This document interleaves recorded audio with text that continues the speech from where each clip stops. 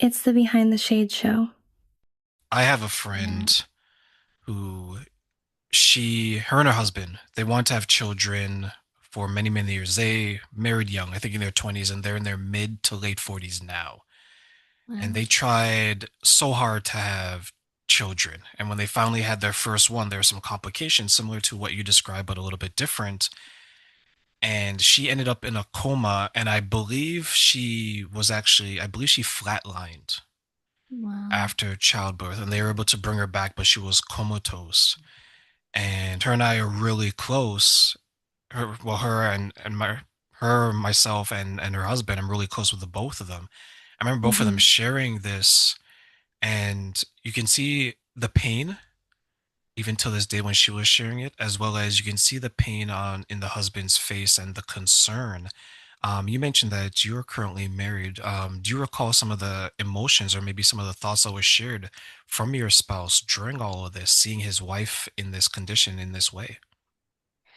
I mean, I think initially he's such a strong, stoic person. He was just making decisions left and right, spending time in the NICU, then the ICU where I was, and then also I mentioned this was our second daughter, and so he had a 2-year-old at home as well, and so he's trying to at least the 4 days my daughter was in the NICU, he stayed at the hospital. He didn't come home at all. But once she was home, my husband was spending time between the hospital and our house. And so, he was just kind of doing what he needed to do. And he did that for a long time, for years. And then eventually it caught up with him. And, he really, not that he, I don't want to say he was having a hard time, but, it was just a lot to take care of a 2-year-old, a newborn, and a disabled wife, all the while trying to work and provide for his family. Like it was just too much for one person to carry. And, I did have a hysterectomy during this situation. And so having my fertility taken away I mean, it saved my life. So I'm not like mad about it, but it's nuanced. If we wanted to have more children, that was not is no longer possible. So that was something we had to work through. And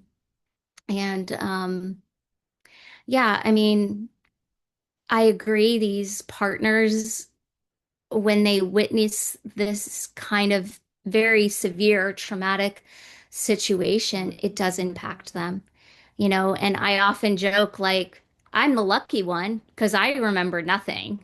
He remembers pretty much everything. I mean, down to walking into the hospital to have the baby, down to, I mean, the vision of walking through that hospital door and seeing me have that seizure. And it does, it gravely impacts our partners. And I think, um, I mean, partly selfishly, but partly being naive, I thought for years he was fine. That I was the one who was impacted.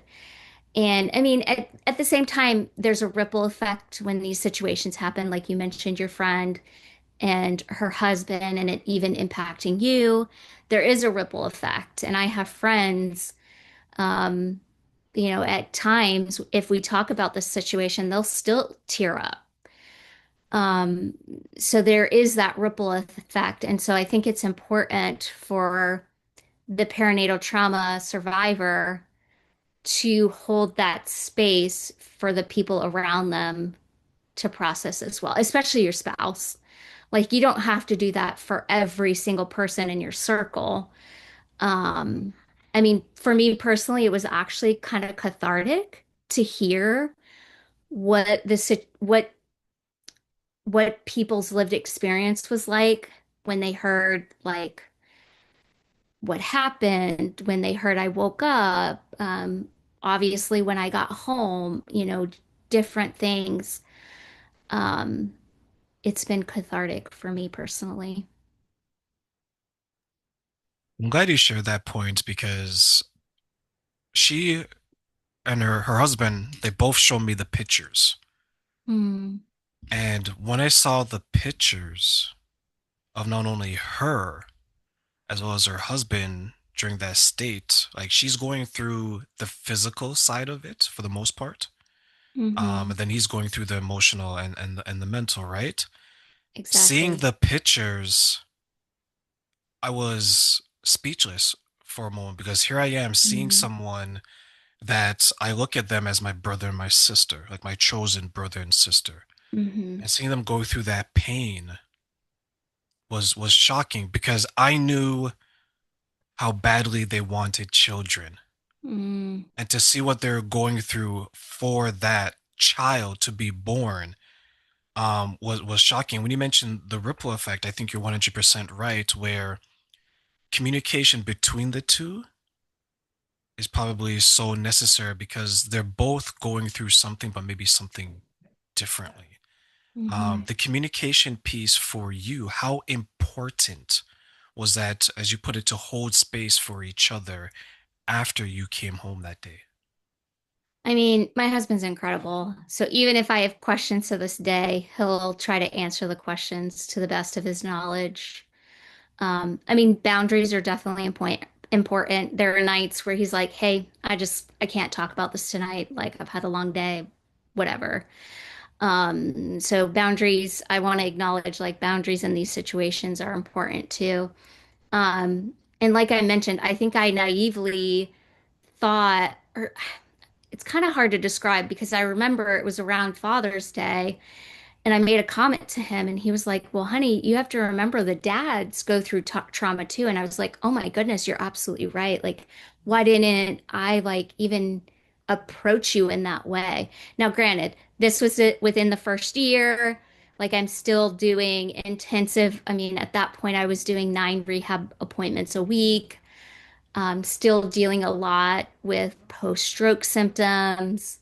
I had multiple rehospitalizations within that first year, so it was kind of like putting out a lot of fires. We had a lot going on, put it that way. But I wish I would have, I wish actually my counselor would have asked, like, how's Eli doing? You know what I mean? Like, what kind of things are you noticing in his behavior? Or what kind of things, like, is he withdrawing? You know, are you guys still connecting? You know, things like that because typically when you have a super traumatic experience like this, people process it differently. And my husband is an introvert, so he's more of an internal processor where I'm more of an external processor. And while internal processing is important, it's also important for him to vocalize in his timing what he's feeling and experiencing. So looking back, I wish that first year I would have been more cognizant of that and I would have checked on him more and I would have said like, "Hey, I'm actually feeling okay today. Let me, I don't know, play with the kids so he can go have a 20-minute break or whatever." You know what I mean? Just getting and I try now to be a lot more cognizant of that of, he's like, I just need a 20-minute break. And it's incredible what just a 20-minute break will do for your mental health and being able to re-enter a situation. But yeah, my point being like that first year and like year 2, 3, and 4, because year 4 was when it like everything kind of quote unquote came to a head and we had some really big things to work through. I wish I would have been more cognizant of like how he was doing and the kids too. Because like my now 6-year old, I mean, that's all she's ever known. So it's just like, okay. But at least my 2-year old, like, she doesn't have vivid memories. But at the same time, I was a nanny. So I took her to work with me her first year of life. And then her second year of life, I was a stay-at-home mom. So she went from having full access to me to not seeing me for 15, 16 days. So I know, and I know my daughter, that was really hard on her. Even if she doesn't have the vocabulary to vocalize that, her behavior showed us that that was really hard on her.